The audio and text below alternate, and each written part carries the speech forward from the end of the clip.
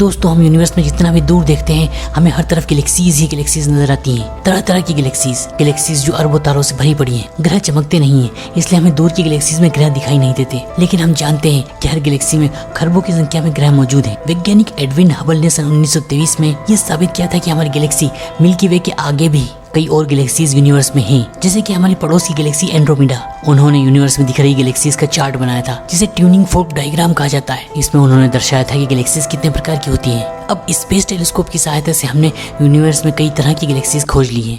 इसलिए एस्ट्रोनॉमर्स ने Edwin Hubble के इस डायग्राम को अपडेट कर दिया है। अब तक हम कितने प्रकार की गैलेक्सीज को खोज चुके हैं, आइए जानते हैं आज की साइंस ट्यूब वीडियो में।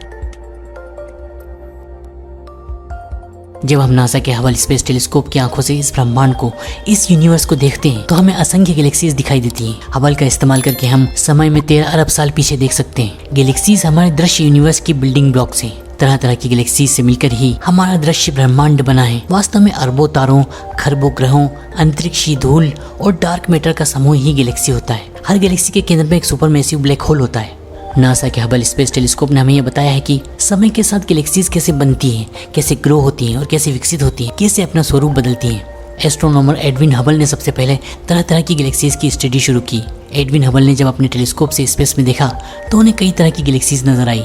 इनके आकार के हिसाब से एडविन हबल ने इनका वर्गीकरण किया और इन गैलेक्सीज के नाम रखे। एडविन हबल ने यूनिवर्स की गैलेक्सीज को 3 बेसिक फॉर्म में डिवाइड किया: एलिप्टिकल गैलेक्सीज, स्पाइरल गैलेक्सीज और इर्रेगुलर गैलेक्सीज।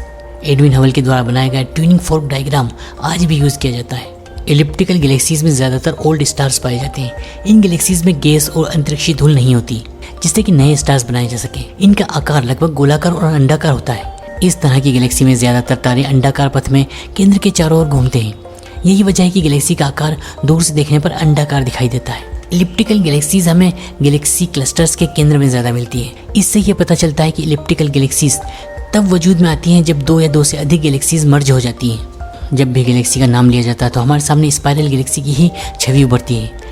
इसका कारण यह भी हो सकता है कि जिस गैलेक्सी में हम रहते हैं वो एक स्पाइरल गैलेक्सी है। स्पाइरल गैलेक्सी में एक मोटा गोलाकार केंद्र होता है। इसमें बहुत से तारे होते हैं जो कि सेंटर में स्थित सुपरमैसिव ब्लैक होल की परिक्रमा कर रहे होते हैं। इस मोटे केंद्र को बल्ज कहते हैं। स्पाइरल गैलेक्सी घूमती है। इसी घूमने की गति के कारण इस गैलेक्सी में स्पाइरल शेप्ड आर्म्स बन जाती हैं। स्पाइरल गैलेक्सी में नए और पुराने दोनों तरह के स्टार्स होते हैं। स्पाइरल गैलेक्सी में धूल और गैसें होती है। इनके एक जगह जमा होने से नए स्टार्स बनते हैं। स्पाइरल गैलेक्सी भी 2 तरह की होती है, अनबार्ड और बार्ड। जब गैलेक्सी के केंद्र के तारों के ऑर्बिट अस्थिर होते हैं तो केंद्र के आसपास एक हॉरिजॉन्टल बार जैसी आकृति बन जाती है। इसके बाद आती है इर्रेगुलर गैलेक्सीज। ऐसी गैलेक्सी जो किसी भी कैटेगरी में फिट नहीं बैठती है। इनका कोई निश्चित आकार और सिमेट्री नहीं होती। इनमें भी नए और पुराने दोनों तरह के स्टार्स होते हैं और इनमें नए तारे भी बनते हैं। एस्ट्रोनॉमर्स ने एडविन हबल के बनाए गए इस बेसिक डायग्राम को अपडेट कर दिया है और उसमें उन गैलेक्सीज को भी जोड़ दिया है जो कि हबल की 3 बेसिक टाइप में नहीं आती है। इंटरमीडिएट स्पाइरल गैलेक्सीज ऐसी होती हैं जो कि अनबार्ड और बार्ड स्पाइरल के बीच में होती है। इनके केंद्र में एक छोटा बार होता है। इस चार्ट में लेंटिकुलर गैलेक्सीज को इलिप्टिकल गैलेक्सीज और स्पाइरल के बीच में स्थान दिया गया है।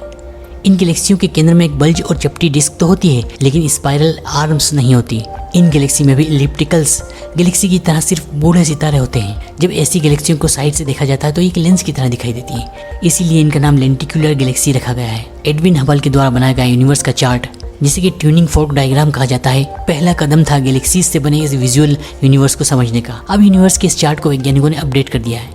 Hubble space telescope, James Webb telescope और भविष्य के टेलीस्कोप से मिलने वाली नई जानकारियां इस चार्ट को इम्प्रूव करती रहेंगी। जब जेम्स वेब टेलीस्कोप अपना काम शुरू कर देगा तो हम यूनिवर्स में और ज्यादा गहराई में और ज्यादा पास्ट में देख पाएंगे। कोई नहीं जानता कि यूनिवर्स में अभी क्या क्या रहस्य छुपे हुए हैं और कितनी तरह की गैलेक्सीज हमें मिलना बाकी है। दोस्तों, साइंस की इंटरेस्टिंग वीडियो सबसे पहले देखने के लिए साइंस ट्यूब चैनल को सब्सक्राइब कर लीजिए।